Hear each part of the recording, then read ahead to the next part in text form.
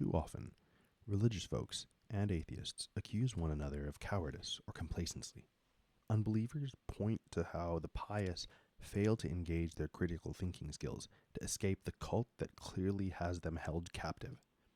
Devout believers might, in turn, judge their opponents as heathens, unwilling to reflect on the deeper meaning of life, and for being enslaved by their own unbridled passions. However, I argue that the path of belief or unbelief both demand some measure of courage. To be a member of a church is to live apart from most of the world, and to persevere during a time that is fairly hostile to organized religion, or at least to more conservative variants thereof.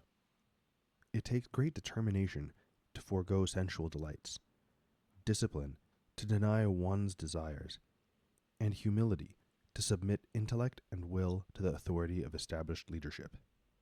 There is also the real risk of forfeiting individuality and romance in favor of one's spiritual pursuits. To sacrifice the pleasures of this life for the promise of a heaven that we cannot entirely be sure of is a most daring gamble. And yet, to be an unbeliever, especially to become an unbeliever if one was brought up in the faith, is not for the faint of heart. It can often mean the loss of community, the estrangement from family and friends, and an overwhelming feeling of loneliness.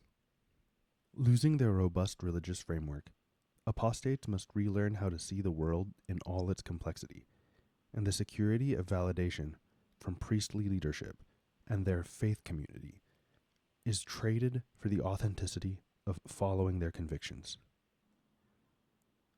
The proper function of conscience, after all, is marked by the ability to differ from beliefs or practices widely accepted by one's community, whether religious or secular. And of course, atheists must stare at the looming reality of death without the consolation of belief in heaven. Whatever road one takes, to be alive, to still be here, to be true to one's conscience, to carry the weight of existence with a sense of responsibility, is to be courageous.